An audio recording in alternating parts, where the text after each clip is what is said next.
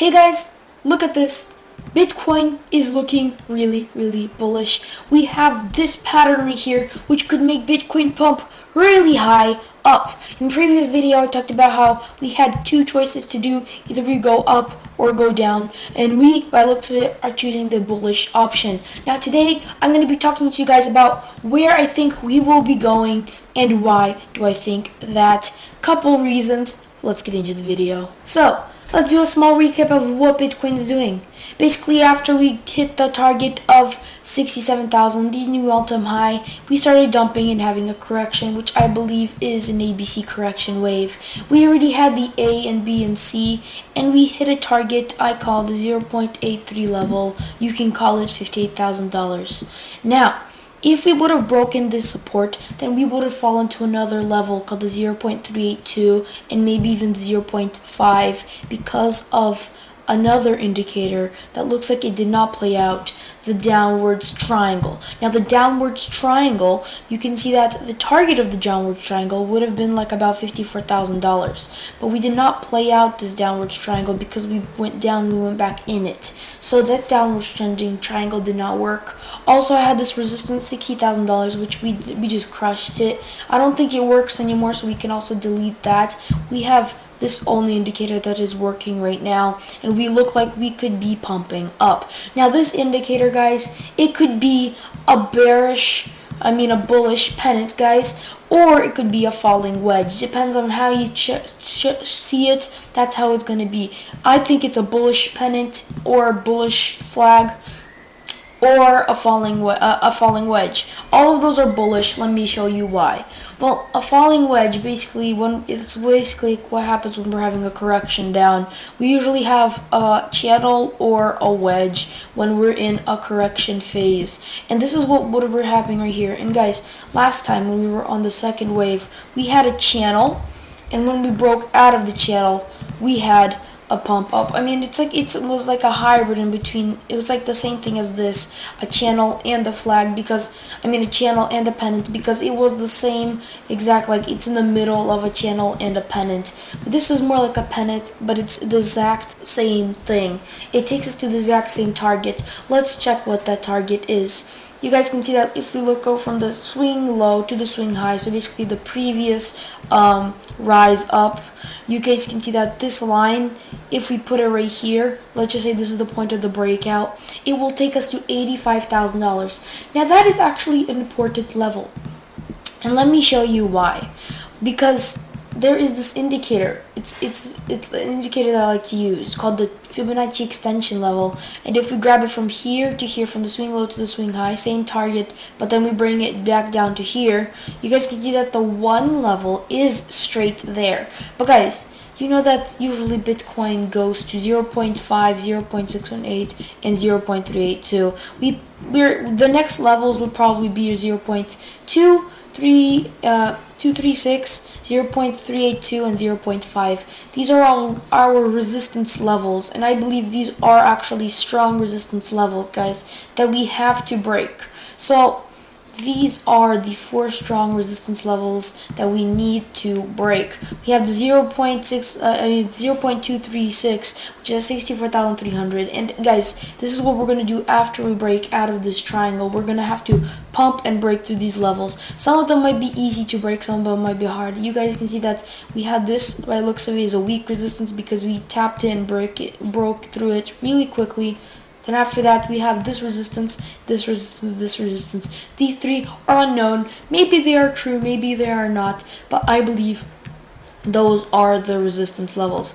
Also, guys, one more indicator that I want to show you about this pennant that we could see is the Fibonacci Extension level also, but from the bottom. Like, this goes from the swing low of the first trade to the swing high of the second wave, of the first wave, and then back down to when the second wave was happening. And guys, by the way, I think what we're in right now is this 4th wave. But anyway, look at this.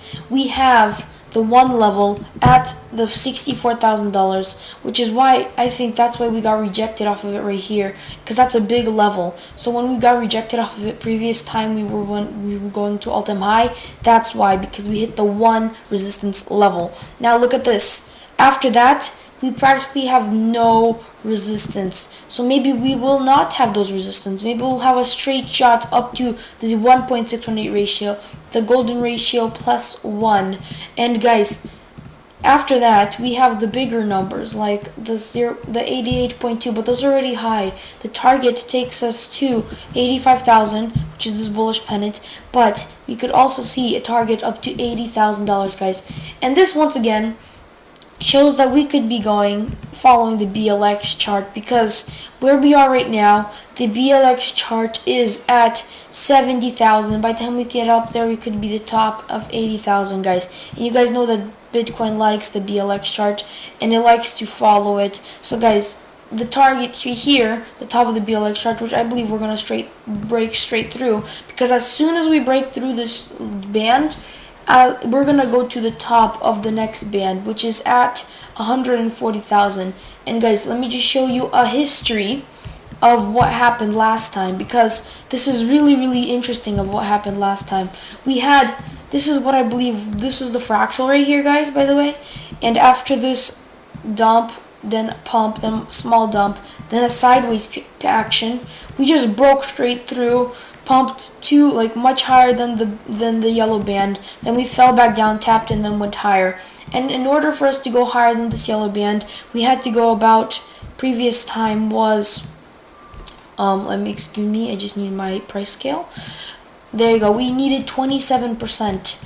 And if we come back to where we are right now, the amount of 27%, even though it's going to be different, but the amount of 27% would take us to about $88,000, or maybe even a little bit less or bigger, like from $85,000 to $95,000 or $90,000. So guys, we could be seeing a target to $85,000. I also want to show you just one more thing that backs up this pennant, and that is the RSI and stochastic RSI. There's a bunch more indicators, but I'm not going to talk about them. I'm just going to talk about the RSI and stochastic RSI today.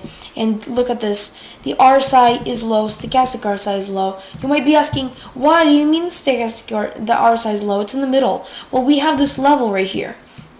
And this shows when Bitcoin will be in a bullish or a bearish trend. As long as we're above this level, Bitcoin is actually going to keep pumping up. And we almost got below it. We just have to see a daily close, which is 21 hours away, in order for us to confirm that we're still above it. Because if we're going to confirm that we're below it, well, let me just show you. The history of what happened when we broke the RSI was that, let's just show right here. This was the top of the of the first wave when we actually fell back down.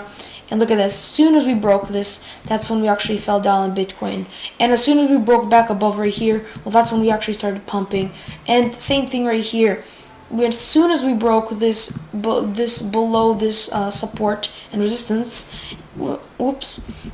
we actually fell down, and we kept dumping. You guys can see that even though the RSI was going up and down, we kept dumping until we actually broke this band again. And guys, this also proves another point, that we have support and resistance on other indicators and not only like coins and stocks. We have supports and resistance on indicators because they actually are correlated to Bitcoin or other stocks. They are related to them, like the moving average, it's related. The stochastic RSI, it's related. They are all related. And guys, stochastic RSI, all it does is help us make sure that the RSI is not doing something wrong. So RSI and stochastic RSI, the RSI looks pretty good. Stochastic RSI is low. This looks really good, that we should be going up.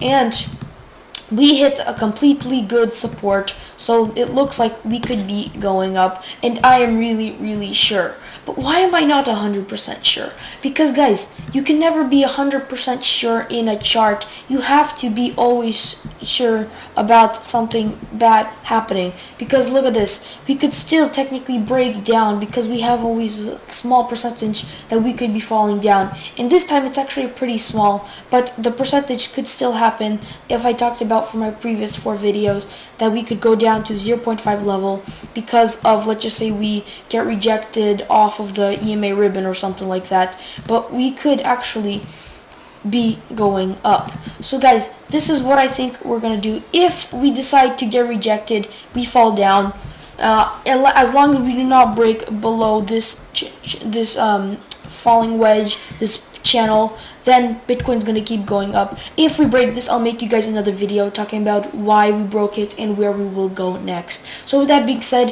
hope you guys enjoyed this video. If you did, leave a like down below, subscribe, and don't forget to click that post notification bell. See you guys next video. Bye.